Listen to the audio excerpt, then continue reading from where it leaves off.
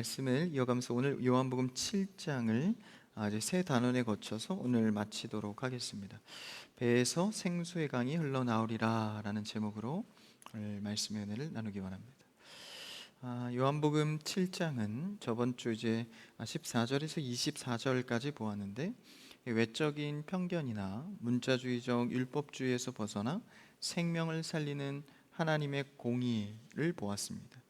그래서 예수님께서는 세상의 성공 방식이나 인간의 타이밍, 그것이 아닌 오직 하나님의 구속사적인 타이밍에 맞춰 살아가는 것을 보았습니다. 성전에 오르는 문제에 있어서도 이 천국의 시민권자로서 영적인 원리로 살아가는 하나님 나라, 그 질서를 가르치고 그 질서에 따라서 행동하셨습니다.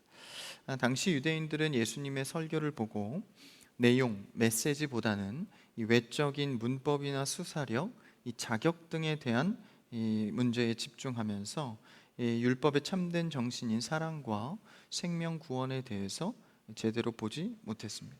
그러니까 인간의 무지함 속에서 하나님 나라의 원리가 무엇인지를 예수님이 7장에 걸쳐서 계속 가르쳐주고 있는 것이죠. 그래서 자신의 입맛대로 율법을 해석하면서 안식일에 할례를 행하는 문제를 정당화하였듯이, 예수님께서 안식일에 38년 된 병자를 고친 것에 대해서 시비를 건 것을 다시 율법의 정신을 갱신하십니다. 생명사역에 대해서 도리어 분노하고 율법주의적 정죄를 하는 모습을 보였던 것이죠. 그래서 이 세상의 스펙이나 고집 편견으로 타인을 정죄하는 이 외모의 판단을 버리고 스스로가 죽어짐으로 이웃에게 마땅한 사랑과 복음을 흘려야 한다는 것을 가르쳐 주었습니다. 그래서 생명을 살리는 공의가 무엇인지 분별하는 성도가 되어야 함을 예수님께서 가르치셨습니다. 이런 흐름은 7장의 전체적인 흐름을 다 포괄하고 있는데, 인간이 예수님께 다가갈수록 드러난 것은 우리 자신의 무지, 인간적 무지가 이 고스란히 폭로된다는 것입니다.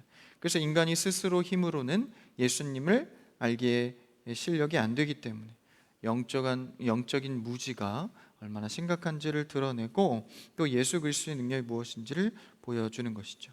그래서 오늘 본문에서도 이러한 인간의 무지가 막바지에 다루고 있습니다.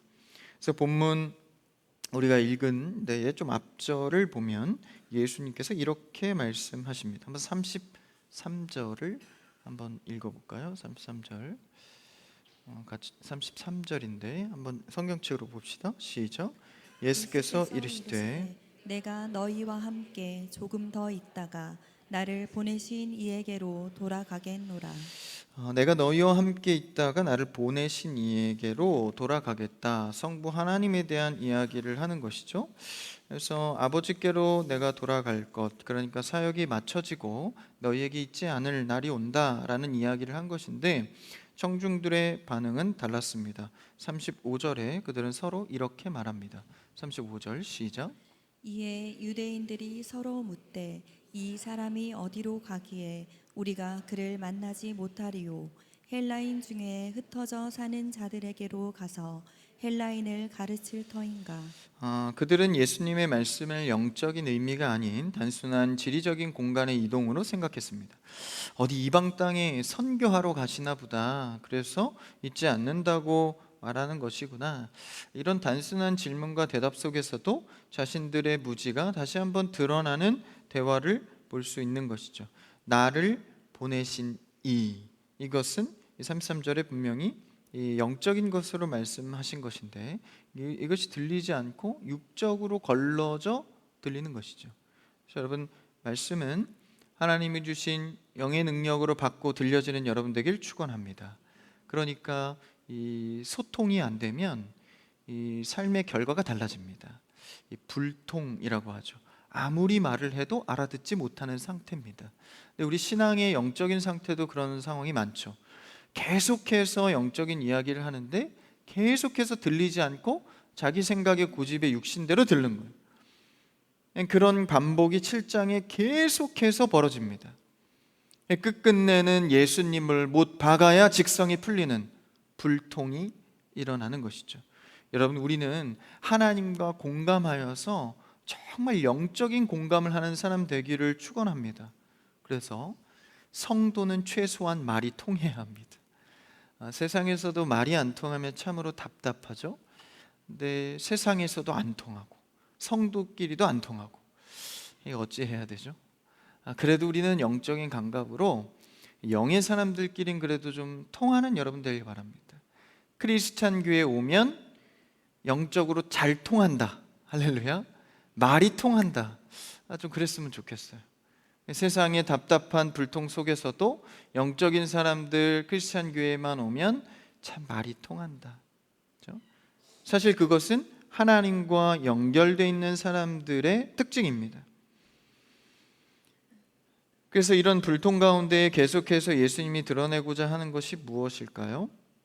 참으로 놀랍고 신비한 하나님의 역설은요, 하나님이 때로는 우리의 허물과 실수, 연약함, 심지어 불신과 거역까지도 활용하셔서 그분의 뜻을 이루어 간다라는 것입니다. 청중들은 분명 잘못 알아들었고 다른 이야기를 했지만 예수님께서는 이런 제자들을 통하여서 이방 땅을 향한 선교의 문을 여셨죠. 도저히 얘네 불통이다, 말이 안 통한다, 심지어 나까지 못 박아버려? 아니, 너넨 안 되겠다, 새로 세우자. 이스라엘을 버리는 것이 아니라 이스라엘 유대인 그리고 제자들을 통하여서 그런 허물과 실수를 사용하셔서 결국 선교의 문을 여셨다라는 것입니다. 그러니까 하나님의 방법은 늘 정한 자들에 대해서 모든 삶의 어려움과 실수를 통해서도 하나님이 이루어 가신다라는 사실입니다. 구약의 한 인물을 예로 들어보면 아브라함 때도 마찬가지였죠. 아브라함 아내의 사라가 장막 뒤에서 하나님께서 아브라함에게 하신 말씀을 들었습니다. 내년 이맘때에 아들이 있으리라. 내 나이가 몇인데 폐경도 넘어서 이젠 거의 늙어서 아무 힘도 없을 때인데 그때 이 내년 이맘때 아들이 있게 된다라는 거예요. 그러면서 사라가 비웃었죠. 하나님의 말씀에 도저히 현실 감각이 없는 이 응답에 비웃었습니다. 하나님이 묻자 안 웃었다고 거짓말도 하죠. 그러나 하나님은 이 비웃음에 대해서 징벌하거나 그를 선택한 것을 취소하거나 하지 않습니다. 정말로 아들을 주셨고 그 이삭이라는 이름의 뜻인 웃게 하시다라는 상징으로 아들을 보여주셨죠. 이것이 하나님의 역설입니다. 우리의 실수, 불신 가운데에서도 꿋꿋하게 선택한 자들을 향한 뜻을 성취해 가신다라는 것이죠. 저를 한번 따라해 보실까요? 우리의 실수도 사용하셔서 이루신다. 뭘 이루시죠? 하나님의 뜻을 말입니다. 그러니 우리는 이런 하나님을 경험하거나 또 말씀으로 배울 때 믿으며 나아가야 합니다. 하나님께서 결국 이루실 것이다.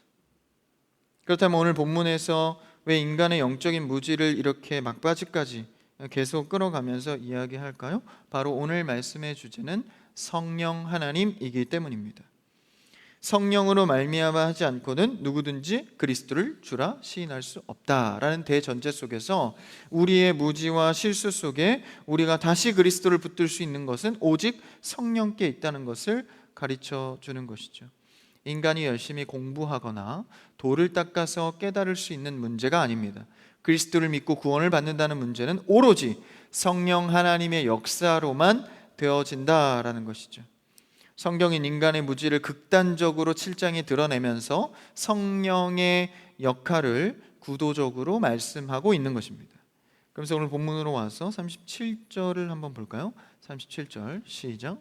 명절 끝날 곧 큰 날에 예수께서 서서 외쳐 이르시되 누구든지 목마르거든 내게로 와서 마시라. 굉장히 중요한 문단의 첫 시작인데 명절 끝날 명절 끝날 곧 큰 날. 됐어요. 어렵네요. 그 끝날이 뭡니까? 초막절을 말합니다. 예수님께서는 서서 말씀하시죠. 이 중요한 유대인의 절기 초막절에서 서서 본격적으로 적극적으로 외쳐 말씀하시는 겁니다. 두 가지 핵심 단어를 사용해서 말씀하십니다. 바로 누구든지와 목마르거든 두 단어를 사용해서 말씀하시죠. 이것은 실수 많고 무지한 우리를 향한 이 고도의 배려가 담긴 의도적인 표현입니다. 첫 번째는 누구든지입니다. 예수님께서는 이 특정 대상을 구분하지 않으셨습니다. 그러니까 가난한 자든 부한 자든 배운 자든 못 배운 자든 돈이 많건 적건 어느 지역에 살건 상관없이 장애가 있든 장애가 없든 누구든지, 이 평범해 보이는 누구든지의 단어 속에 내가 포함되어 있다는 사실입니다. 그러니까 예수님과 1대1로 마주하며 주님께서는 우리를 영광스러운 초대로 초청하고 계신 것이죠. 누구든지. 이 하나님 예수님께서의 메시지의 원리가 우리의 삶에 들어와야 합니다. 그래서 우리가 교회 안에서 신앙생활을 훈련할 때도 누구든지의 원리를 적용해야 합니다. 그래서 내가 받을 수 있는 자, 감당할 수 있는 자, 정해진 자가 아니라 누구든지. 교회는 그래서 누구든지의 원리로 신앙생활을 해야 합니다. 차별하거나 내 마음의 생각대로 결정하면 안 됩니다. 그 속에서 물론 상처와 어려움, 넘어짐도 있지만 그래도 우리가 버려야 하지 말 것은 누구든지 그 안에 나도 있었다는 거예요. 예수님께서 초대하시고 그 뜻 가운데 거하게 하셨다는 사실입니다. 내가 어디로부터 부름받았고 누구에게 거해 있는지를 다시 생각하여서 이 영혼과 사람들을 바라봐야 하는 것이죠. 누구든지. 그런 영광스러운 초대와 이어서 둘째로 어떤 단어를 쓰시죠? 목마르거든. 여기서도 특정 주제를 한정하지 않습니다.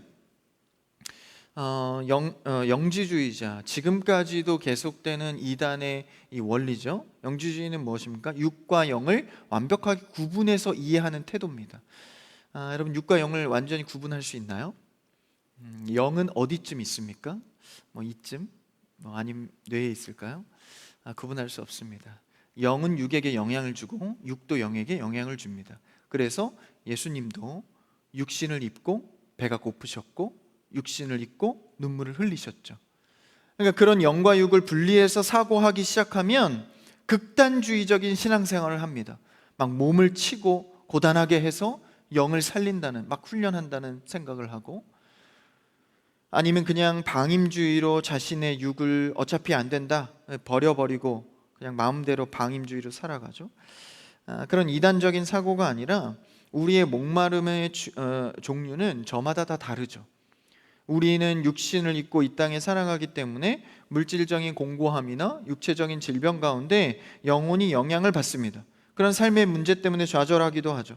영과 육은 분리될 수 없기 때문에 삶이 팍팍하고 육신이 어려워지면 영혼이 곤비해집니다. 예수님은 이를 구분하지 않고 너의 어떤 고민이든 어떤 문제든 목마르거든 내게로 오라고 초청하고 계신 것이죠. 그러니까 누구든지와 목마르거든의 초대는 인생의 모든 갈증, 영의 문제, 육의 문제 해답이 예수님께 있다는 것을 선언하고 있습니다. 여러분, 우리는 특정 문제에서만 예수님을 찾고 구하는 것이 아니라 모든 인생의 갈증에 대한 해답이 주님께 있다는 것을 믿으며 살아가는 여러분 되길 축원합니다. 삶의 광범위한 문제에 대한 초대를 주님께서 하고 계신 것이죠. 그리고 그 초대를 통하여서 해결함을 받습니다. 이어지는 38절의 말씀을 읽어볼까요? 38절 시작. 나를 믿는 자는 성경의 이름과 같이 그 배에서 생수의 강이 흘러나오리라 하시니. 조금 더 본격적인 이야기를 하시죠. 나를 믿는 자, 이거 굉장히 중요한 표현인데, 나를 믿는 자들은 성경의 이름과 같이 그 배에서 생수의 강이 흘러나오리라. 그 배는 뭘까요? 우리가 타는 쉽 배가 아니라 인간의 배를 말합니다. 근데 여기서의 배는 예수님의 배일까요? 믿는 자들의 배일까요? 문맥상 보건데 믿는 자들의 배죠. 그러니까 믿는 자들의 배에서 생수의 강이 흘러나온다 이러면서 39절에는 또 설명을 보탭니다. 39절의 설명을 읽어볼까요? 시작. 이는 그를 믿는 자들이 받을 성령을 가리켜 말씀하신 것이라. 여기까지입니다. 그를 믿는 자들이 받을 성령을 가리켜 하신 말씀이다라고 확증해 줍니다. 나를 믿는 자는 이 배에서 성령의 강물이 흘러나온다 이렇게 표현하고 있는 것이죠. 배에 해당하는 단어 헬라어로 코일리아인데, 이 코일리아의 배라는 단어는요, 카르디아라는 심령, 마음과 동의어로 쓰입니다. 그러니까 예수님을 믿는 자들의 심령에서 생수의 강과 같은 성령이 흘러나온다라는 것을 말하고 있는 거예요. 어떻게 나같이 흠 많고 죄 많은 인간의 심령 속에서 성령의 거룩한 능력과 강물이 흘러나올 수 있을까? 그리고 이 성령이 흘러나온다는 의미가 나에게 어떤 의미인가? 이것을 이해하기 위해서 에스겔서 47장의 환상을 보아야 합니다. 에스겔 47장 1절을 한번 읽어볼까요? 같이 앞에 있습니다. 시작. 그가 나를 데리고 성전 문에 이르시니 성전의 앞면이 동쪽을 향하였는데 그 문지방 밑에서 물이 나와 동쪽으로 흐르다가 성전 오른쪽 남쪽으로 흘러내리더라. 성전, 이 이스라엘의 성전에서 강물이 흘러나오는데요. 물이 이렇게 쭉 흘러나오는데 넘치고 넘쳐서 계속 지금 흘러가는 장면을 설명하고 있습니다. 이 강물이 흐르고 흘러서 문지방 밑에서 나온 물이 천지 사방으로 흐르기 시작하는데, 이 구약의 성전은 참 성전이신 예수 그리스도의 모형이 되죠. 즉 생수의 근원은 예수님. 예수님 안에서 물이 막 흘러나옵니다. 그 흘러나온 물이 어떤 일을 행하나요? 9절 좀 넘어가서 9절 읽어볼까요? 시작. 이 강물이 이르는 곳마다 번성하는 모든 생물이 살고 또 고기가 심히 많으리니 이 물이 흘러가 들어가므로 바닷물이 되살아나겠고 이 강이 이르는 각처에 모든 것이 살 것이며. 그 성전에서 나온 물이 예수 그리스도를 통해 얻게 된 물이 흘러가는데, 그 물을 통하여서 죽었던 땅이 살아나고 번성하는 모든 생물이 살아나고 썩은 세상의 상징인 바닷물이 되살아나며 새로운 열매가 맺히고 잎사귀가 약재로 쓰여지는 소생케 된 역사가 일어난다고 47장에서 9절 이하에도 쭉 이야기합니다. 예수님께서 이 흘러나온 이 생수가 무엇입니까? 바로 성령입니다. 그리스도가 부활 승천하신 뒤에 너희에게 성령이 임할 것이다 말씀하시죠. 그 성령이 흘러 넘쳐서 그 능력이 모든 것을 살리게 되는 이 능력을 지금 나타내고 있는 것이죠. 그러니 누구든지 목마르거든 삶의 문제에서 해결되지 않은 모든 영역에 성령의 능력으로 해답이 있으니 나에게 오라 초청하고 계신 것이죠. 예수님께서 부활하신 후에 두려움에 떨고 있는 제자들을 찾아가시죠.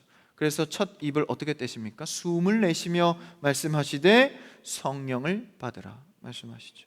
성경에서 하나님이 숨을 내쉬는 장면이 등장하는 장면은 구약의 창세기에 한 번, 그리고 신약에서 성령을 받으라는 예수님의 외침 단 2번입니다.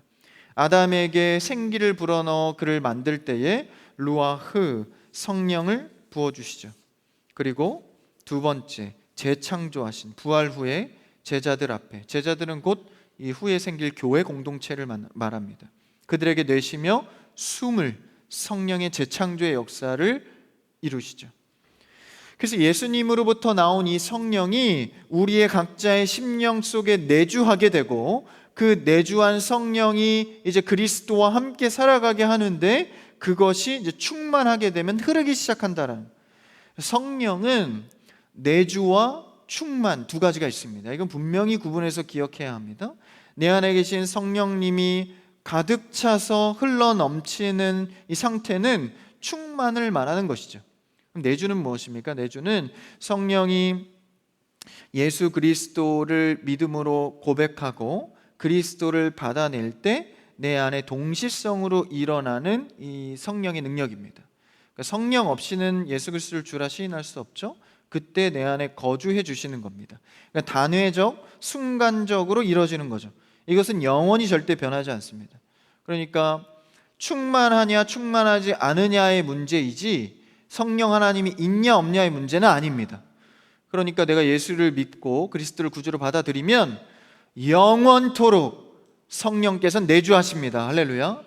근데 이제 내 마음의 문제, 육신의 연약함 때문에 성령이 없는 듯 할 때도 있죠.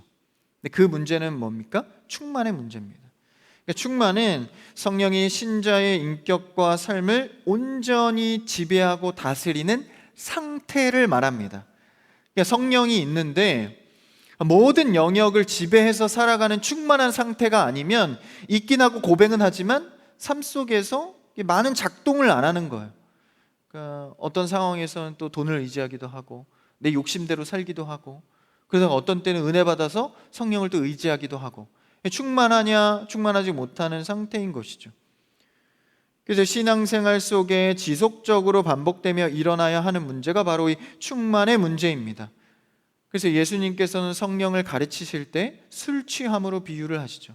술 취하지 말라, 이는 방탕한 것이니 성령의 충만함을 받으라. 그러니까 술은 지배하는 이 특징이 있죠. 성령도 술을 조금 마시면요 잘 몰라요. 지배를 안 당하니까. 근데 많이 마시면 지배를 당해서 내 뜻대로 살 수가 없죠. 우린 잘 몰라요, 사실. 안 마셔봐서. 근데 그렇다는 거예요. 성령도 마찬가지로 내가 그냥 어떤 부분에서만 의지할 때는 성령의 능력이 적습니다. 그런데 충만해서 모든 상황 속에서 성령을 의지할 때 충만해지는 것이죠. 그러니까 성령 하나님의 충만은 물질이 아니기 때문에 뭐 이렇게 양적으로 비유해서 채워지는 충만을 말하는 게 아닙니다. 인격적이시기 때문에 성령은 이 상태를 말하는 것이죠. 내 삶을 핸들링하는 것이 나의 고집과 뜻이 아니라 성령 하나님께 완전히 맡겨드려 온전히 내 생각과 행동을 지배당하는 상태, 그런 성령의 충만한 성도 되시기를 주님의 이름으로 축원합니다. 그래서 내 안에 계신 성령님이 가득 차서 흘러 넘치게 되면, 모든 영역에 성령을 의지하게 되면 내 배에서 성령의 능력이 흘러나오기 시작한다는 거예요. 다시 말하면 영향력을 미치게 된다는 것입니다. 그냥 성령 받아서 나 은혜되고 나 살기 좋다가 아니라 흘러 넘쳐서 성전 문에서 삐져나와 물이 흘러나와야 많은 것을 살리고 죽었던 것이 되살아나며 약재료로 쓰이는 생명이 넘치는 나무와 풀들이 된다라는 거예요. 여러분, 우리는 내 안에 가로막힌 죄의 담, 자의 벽을 생수의 강물로 흘러넘쳐 무너뜨리고 성령의 다스림이 나와 더불어 내 주변 이웃, 가족에게까지 강력하게 미치게 되기를 축원합니다. 그러니까 내가 성령 의지하지 않는데 무슨 수로 다른 사람에게 성령의 영향력을 미치겠어요? 그러니까 가정의 구원에 대해서 여러분 기도하고 계시다면 모든 삶의 영역에서 자신 스스로가 성령이 충만할 수 있도록 기도하십시오. 주님, 이 영혼이 주 앞에 돌아오길 원합니다. 그러므로 내가 주 안에 성령 충만하게 하여 주시옵소서. 그래서 내 안에, 내 배에서 흘러넘치는 생수의 강이, 성령의 능력이 그들에게 미치게 하여 주시옵소서. 충만해야 넘쳐서 영혼에 영향을 줄 수 있다, 그 얘기를 예수님께서 하고 계신 겁니다. 성령이 충만해 우리 삶을 통해 흘러갈 때 에스겔이 본 환상처럼 어둠과 죽음의 땅이 살아나는 역사가 일어나는 것이죠. 이것이 예수님께서 지금 제자들에게 명령하고 있는 선교적 명령입니다. 우리의 순종과 삶을 통해 온 땅이 하나님을 예배하는 자리가 되게 하라는 명령을 담고 있는 것이죠. 그런데 성령의 임재와 또 이런 생수의 강물이 흘러넘치는 능력은요, 순조롭게만 이렇게 흘러가는 것이 아닙니다. 반드시 따라오는 환경의 문제가 있는데 옆에서 조장하는 분열과 갈등입니다. 그것이 이제 40절 이후에 나오는데 한번 40절을 한번 읽어볼까요? 40절 같이요. 시작. 이 말씀을 들은 무리 중에서 어떤 사람은 이 사람이 참으로 그 선지자라 하며, 이 말씀에 대한 방해가 시작되죠. 41절, 어떤 사람은 그리스도라 하며 어떤 이들은 그리스도가 어찌 갈릴리에 나오겠느냐, 성경에 이르기를 그리스도는 다윗의 씨로 또 다윗이 살던 마을 베들레헴에서 나오리라 하지 아니하였느냐 하며. 43절 읽어볼까요? 시작. 예수로 말미암아 무리 중에서 쟁론이 되니, 분열과 강된 쟁론이 된 거예요. 누구는 그리스도다, 아니다. 어떤 이는 어떻게 갈릴리에서, 갈릴리는 이제 좀 지방 시골 출신이에요. 거기서 어떻게 그리스도가 나오겠느냐. 그리고 성경은 베들레헴에서 나온다고 하지 않느냐 반박합니다. 또 다른 역설이죠. 율법주의자들은 성경에 대한 정확한 이런 지식을 갖고 있었는데 베들레헴에서 나시리라 했는데 정작 그 지식의 실체인 예수님이 눈앞에 계신데도 알아보지 못합니다. 오늘날 우리도 모태신앙이라고 말하면서 어릴 적 성경을 많이 접하고 종교적 지식도 어느 정도 갖추었지만 정작 가슴 한복판에 예수 그리스도를 인격적으로 만나지 못하여서 이들과 다를 바 없는 이야기를 토해내는 것이죠. 이것이 맞다, 이것은 틀리다. 심지어 어떤 이들은 예수님을 잡고자 했죠. 44절을 한번 읽어볼까요? 44절 시작. 그 중에는 그를 잡고자 하는 자들도 있으나 손을 대는 자가 없었더라. 예수님을 메시아 사칭하는 것을 생각해서 그를 신성 모독으로 잡고자 했는데 후에는 잡히죠. 근데 지금은 손대지 못하고 잡히지 않습니다. 참으로 중요한 말씀인데 예수님의 십자가의 여정 속에서 인간의 힘에 의해 피동적으로 끌려가시는 듯 하지만 그것이 아니라 하나님의 허락하신 타이밍이 있다라는 것이죠. 주님이 스스로 허락하지 않으면 아무도 손댈 수 없습니다. 스스로 결정했을 때 기도 후에 예수님은 잡혀가시죠. 그러니까 하나님의 일에 동참되면 세상의 뜻대로 내가 끌려가는 것 같으나 하나님이 누구도 나를 함부로 할 수 없게끔 끌고 가신다라는 거예요. 그러니까 상황적 어려움에 여러분 너무 흔들리지 마십시오. 나는 지금도 하나님이 끌고 가고 계신다.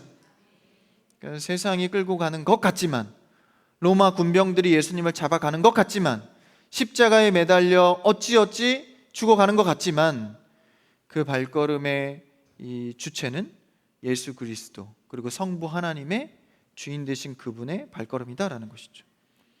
그러니까 즉 십자가는 하나님의 타이밍에 맞춰 주님이 스스로 자신을 내어주신 영광스러운 순종입니다. 이 가운데 우리의 신앙과 삶의 원리가 있는 것이죠.